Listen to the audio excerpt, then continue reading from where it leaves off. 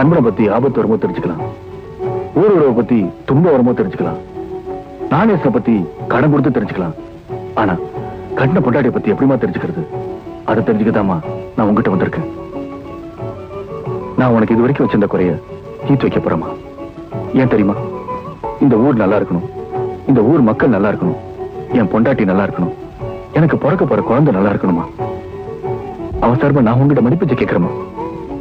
இனிமே நான் அடிக்கடியில் இறங்க மாட்டேன், அராஜகமா நடந்துக்க மாட்டேன். இது சத்தியம், என் பொண்டாட்டி ராசாத்தி மேல சத்தியமா.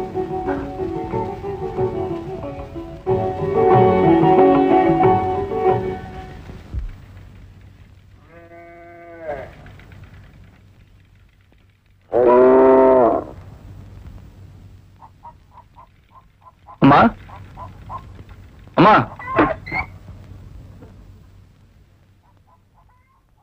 என்னடா என்னைக்கும் இல்லாம உங்க வீட்டு முன்னாடி வந்து நிக்கிறேன்னு பாக்குறீங்களா? நம்ம ஊர் ஜனங்க நான் செஞ்சதெல்லாம் தப்பா புரிஞ்சுக்கிட்டு தெரிஞ்சோ தெரியாமலோ என்னமோலாம் பேசிட்டாங்க. அதுக்காக நான் மன்னிப்பு கேட்டுக்கிறேம்மா, என்ன மன்னிச்சிருக்குமா.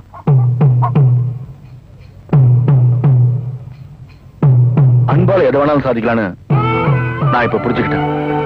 என்ன மன்னிச்சிருக்குமா. ஐயா, நீங்களும் என்னை விட்டு ஒதுங்கி போறதை பார்த்தா எங்க என்ன ஒதுக்கிடுங்களோன்னு பயமா இருக்கியா?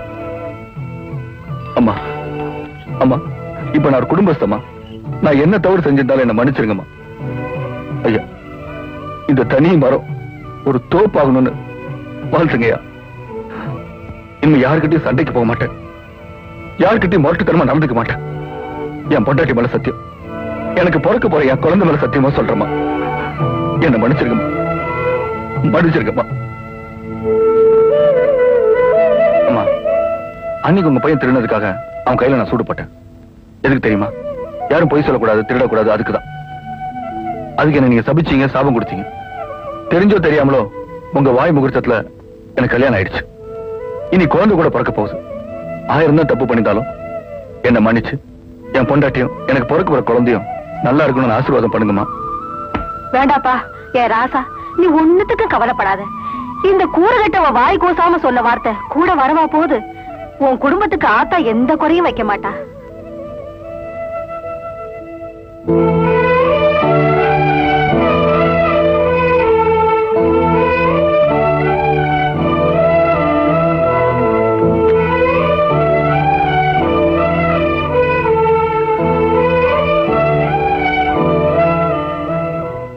மன்னிச்சிடுறா.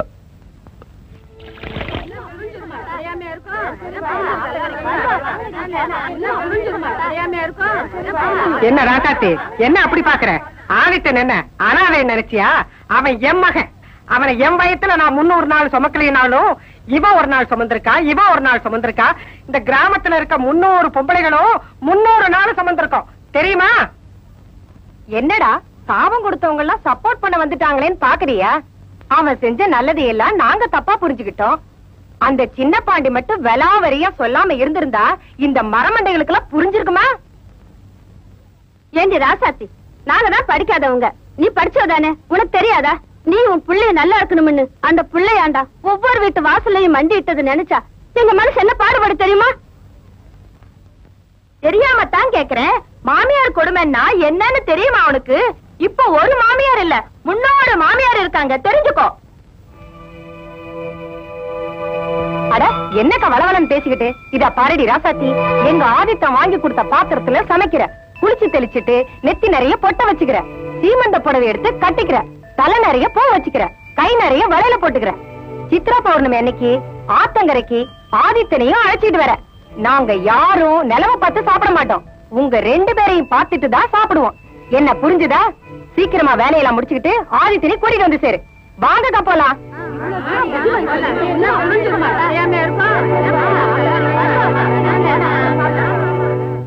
இந்த பாருமா, அவன் மனசுல ஆழ பதிஞ்சிருக்கிறது தான் ஒரு அனாதைங்கிறதுதான். அவனுக்குன்னு எந்தவித ஆசாபாசமும் கிடையாது. உன் கழுத்துல 3 முடிச்சு போட்டது கூட ஆசையினால இல்ல தாயி, அவசரத்தினால. ராசாத்தி, நான் உங்ககிட்ட படிப்பிச்சு கேக்குறேம்மா. அவனை இன்னைக்கு பல பேர் மனசுலையும் படியிலையும் சுமக்கலாம். ஆனா கடைசி வரைக்கும் முந்தானியில சுமக்க வேண்டிய பொறுப்பு உன்னதுதாம்மா. அவனை கைவிட்டுறாத தாயி, அவனை கைவிட்டுறாதம்மா.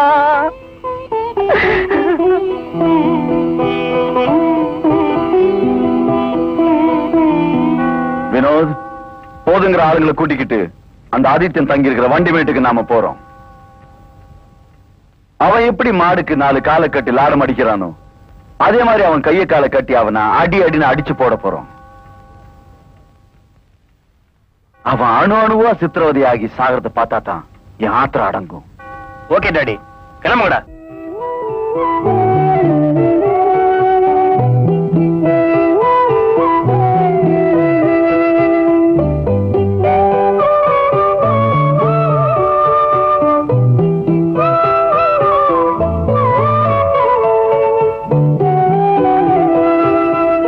என்னம்மா உடனே இந்த ஊர் ஜனங்க யோசிக்க வச்சுட்டாங்களா?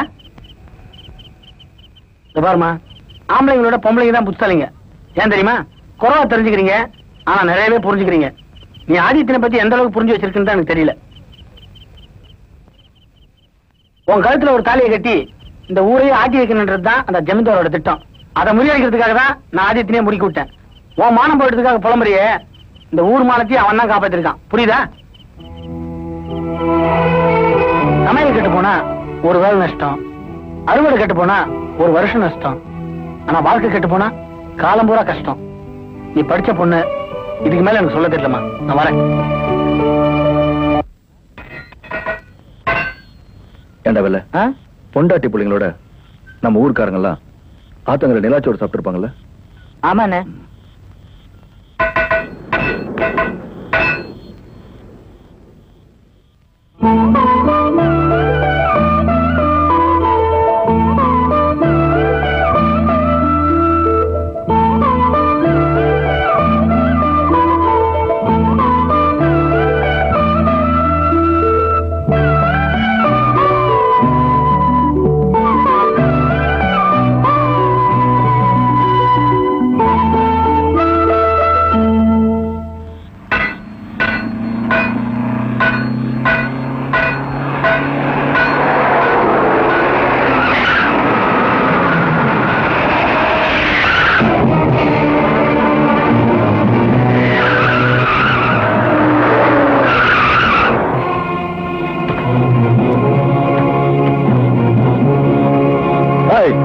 அவனை மாட்டை கட்டுற மாதிரி கட்டி போடுங்கடா. அண்ணா,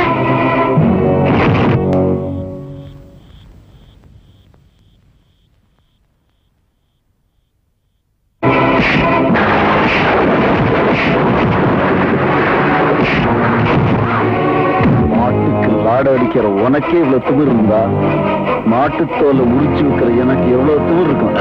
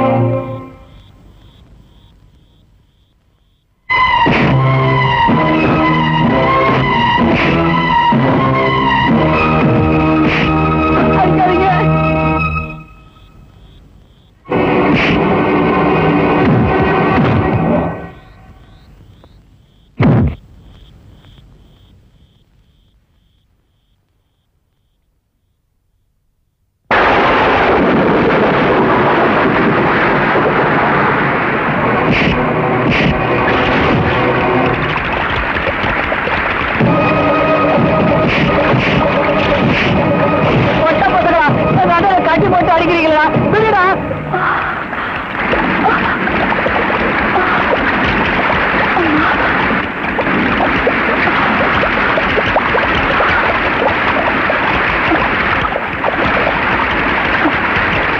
பழனி, இங்க வாடா. என் புருஷன் எனக்கு பூ கொடுக்க சொல்லி உங்ககிட்ட காசு கொடுத்தாருல, அந்த காசுக்கு பூ கொடுறா. அண்ணி, இன்னைக்கு சித்ரா பௌர்ணமி, எல்லா பூவும் வித்து போச்சு. கொஞ்சம் இருங்க, நீ வீட்டுல போய் பூ கொண்டு வந்துடுறேன். அண்ணி மேல சத்தியம் பண்ணிட்டாலும் பரவாயில்ல, அடிங்க. அண்ணி என்னங்க நீ பூ, நான் வரேன். நீ அண்ணி, நீ ஓடி போய் உங்க அண்ணன் கிட்ட அவங்க எல்லாரையும் அடிச்சு போட்டுட்டு இந்த பூவையின் தலையில வைக்க சொல்லுடா. அண்ணே, அவரு கட்டின தாலிய அம்மன் கழுத்துல போட்டிருக்கேன். அவரை மறுபடியும் வந்து இது என் கழுத்துல கட்ட சொல்லுடா.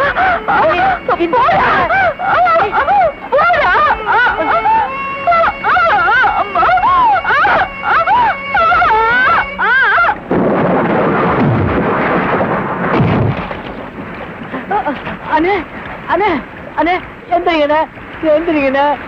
அண்ணி மனசு மாறிட்டாங்கண்ணே. இவங்க எல்லாரும் அடிச்சு போட்டுட்டு இந்த பூவை அவங்க தலையில உங்க கையால வைக்க சொன்னாங்கண்ணே. எழுந்திரிங்கண்ணே. அண்ணே, அம்மங்கள்கிட்ட போட்டிருக்க தாலி எடுத்து மறுபடியும் உங்க கையால அண்ணி கழுத்தை கட்ட சொன்னாங்கண்ணே.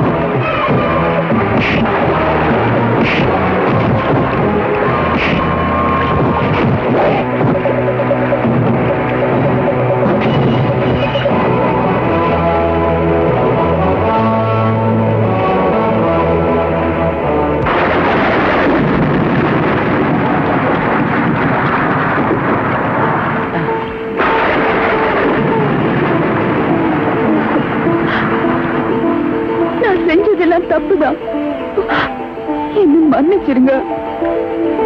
உங்களுக்காக வேண்டிக்கிட்டு அம்மன் கழுத்துல தாலி கட்டி போட்டிருக்கேன். அத மறுபடியும் என் கழுத்துல கட்டுங்க. அந்த பூவை உங்க கையாலேயே என் தலையில வச்சு விடுங்க.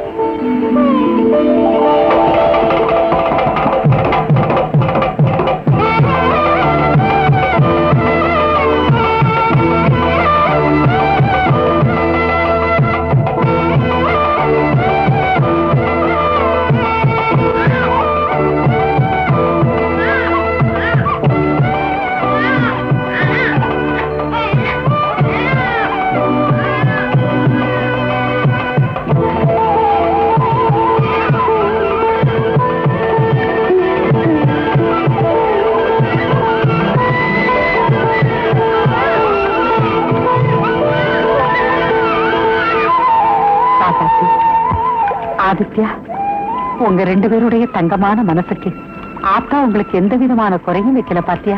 ஏதோ ஆண்டவன் புண்ணியத்துல இந்த குழந்தை பிறந்த நேரம் நீங்க ரெண்டு பேரும் ஒன்னா சேர்ந்துட்டீங்க. இத பாக்கும்போது எங்களுக்கெல்லாம் எவ்வளவு சந்தோஷமா இருக்கு தெரியுமா? யோ வேதாச்சலம், நீ தாத்தாவாயிட்டியா? பெரியவங்க சும்மா சொன்னாங்க, ரெண்டு மனசு ஒண்ணு சேர்ந்துட்டா புளிய இலையில கூட குடும்பம் நடத்தலான்னு. அப்ப வேப்ப இலையில உனக்கு மந்திரிக்கலாம்